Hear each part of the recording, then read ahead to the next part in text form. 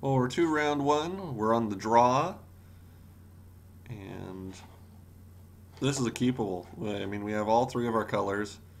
We have actually both of our forests. That's kind of funny. A blast to clear out something, a mirror, getting us to a turn 3 relic, and hopefully another artifact comes on board.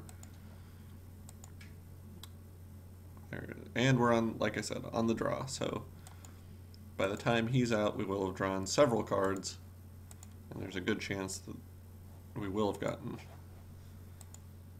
another artifact, because our deck is artifact heavy. The whole set is artifact heavy, not just our deck. Make it sound like, oh, we took the risky thing of going with artifacts. Embersmith. See, I'm really glad I didn't take him right now and that we took the Grasp of Darkness instead, because that is the answer to Embersmith.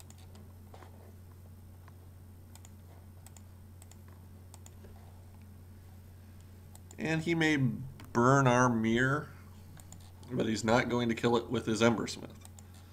That's what's most important. Keep an Embersmith out and it will eat you alive.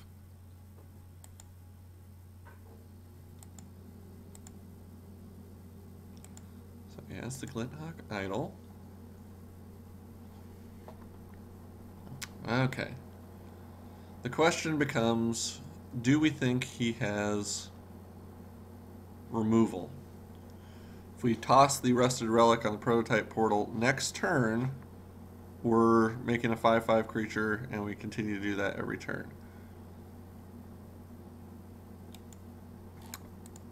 I think it's just too tempting not to.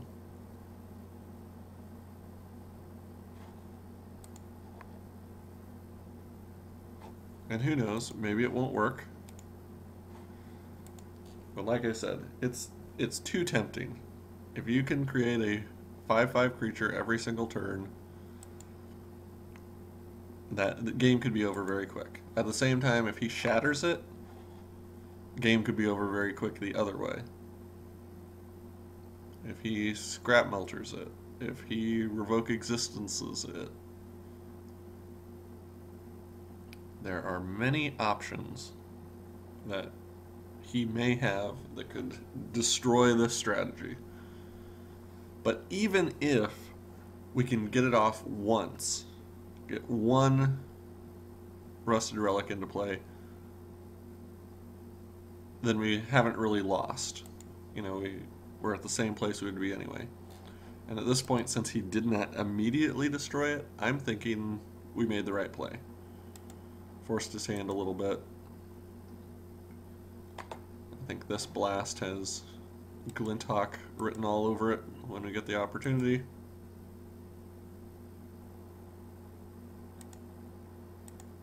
And on our turn, let's get that relic.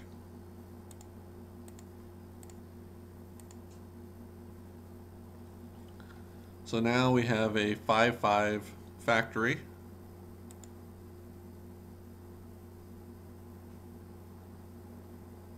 And I think it's more important to take out blockers. So if he's willing to trade, which he's not, I would be willing to trade. He does not have a fast enough start at this point where the Glinthawk is putting on a lot of pressure. So I didn't feel like I needed to keep back my red to burn his Glinthawk. I would rather attack in. He only has one creature there that can defend or something, and then I burn it.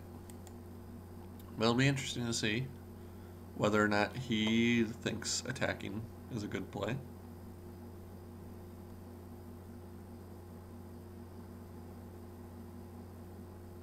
And if he does attack, whether he attacks with both. Although at that point he's essentially yielding 6 damage to deal 3 damage. But if he's not going to block anyway, then, you know, it's not that bad of a play.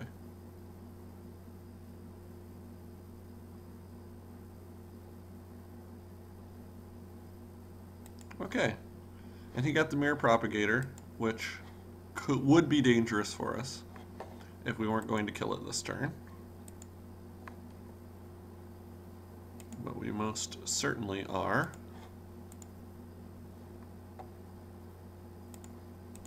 We can create another Rusted Relic.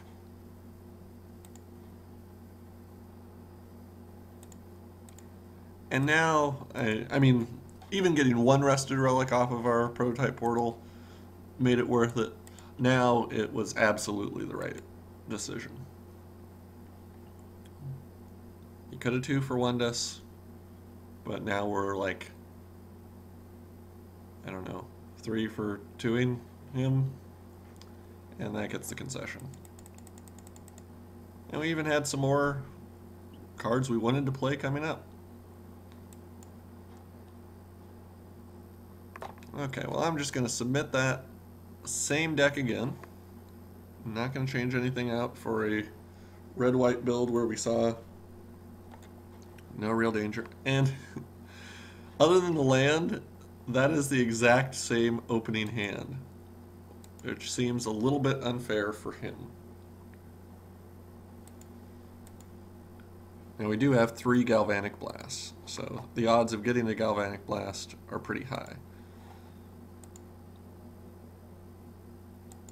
But if he doesn't have an answer again, it's turn 3 Rusted Relic, turn 4 Artifact out. He got his Glinthawk Idol again. He may have more than one. But there definitely is just this feeling of deja vu kind of permeating the draft at this point. Which I like because I just won.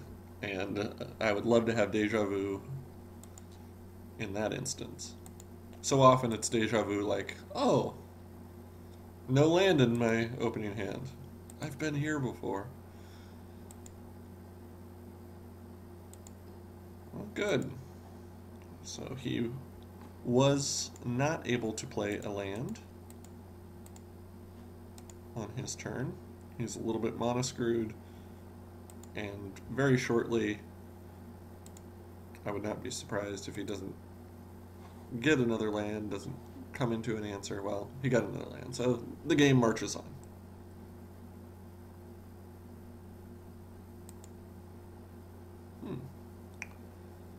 Strata-Scythe is...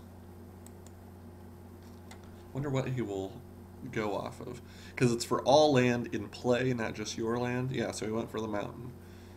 Because that way, as I play mountains, and he plays mountains, it will get bigger and bigger. What we can kind of hope is that he decides to... well, he wouldn't equip it to the idol, because it would become unequipped when he stopped being a creature. Unless he just equips it so he can swing. But whatever he equips it to, hopefully Galvanic Blast will be metal crafting at that point, and we can simply... oh, sorry, I'm getting distracted. I think we put out the Golem and pressure that way. I was kind of thinking we could do Replica and keep back, like I said, the Galvanic Blast in case he's equipping a Strata-Scythe, but we actually have enough removal at this point that even with the Scythe on a creature, I think we could still kill the creature.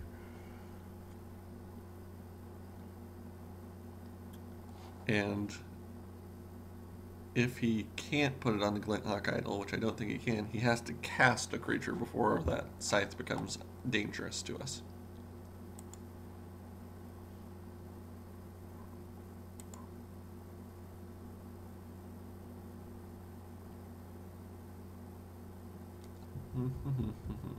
Okay. Just making him unblockable and drawing a card. Possibly drawing into the land.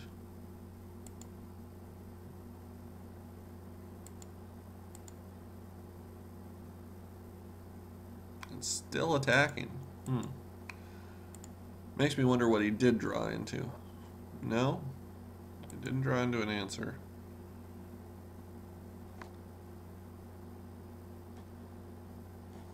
So we don't have 2 red. Well, we have that. So we can attack and deal 9, 13, 14, 15. Let's go for it. I know it's a aggressive play, but if he has some trick, he's going to play it right here. He doesn't.